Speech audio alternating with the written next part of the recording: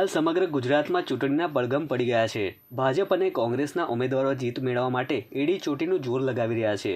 ત્યારે વડોદરા લોકસભા કોંગ્રેસના ઉમેદવાર જસપાલસિંહ પઢિયાર કે જેઓ અમિત ચાવડાના ખૂબ જ નિકટ સંબંધ ધરાવતા નેતા છે અને તેઓને વડોદરામાં કોંગ્રેસનું નેતૃત્વ કરવાની તક અમિત ચાવડાએ આપી છે।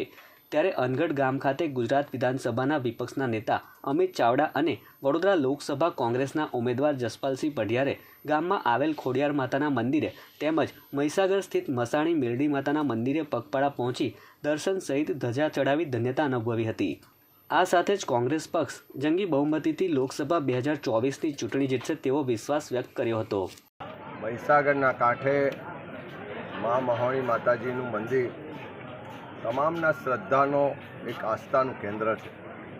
દર વર્ષે કોઈ પણ શુભ કાર્ય કરીએ ત્યારે માતાજીના આશીર્વાદ લેતા હોઈએ છીએ અને આ વખતે પણ સમગ્ર ગુજરાતના લોકોની સુખ શાંતિ અને સમૃદ્ધિની પ્રાર્થના સાથે સૌનું કલ્યાણ થાય, ભાઈચારો વધે અને આખા દેશમાં પ્રેમ મોહબ્બતનો એક ભાવના સાથેનું એક સામુદાયિક પ્રયત્નો થાય, એના માટે સૌએ આજે પગપાળા માતાજીના ત્યાં આવીને ધજા ચડાવી છે, પ્રાર્થના કરી છે અને માતાજીને વિનંતી કરી છે કે ગુજરાત અને દેશમાં જે નફરતનું વાતાવરણ છે, જે ભાગલા પાડોની રાજનીતિ ચાલી રહી છે, એમાંથી લોકોને મુક્તિ અપાવે, લોકો પ્રેમ અને ભાઈચારા સાથે પરિવારની રીતે જીવીને આ રાજ્ય અને દેશને આગળ વધારવા માટેની શક્તિ આપે એવી પ્રાર્થના કરી છે।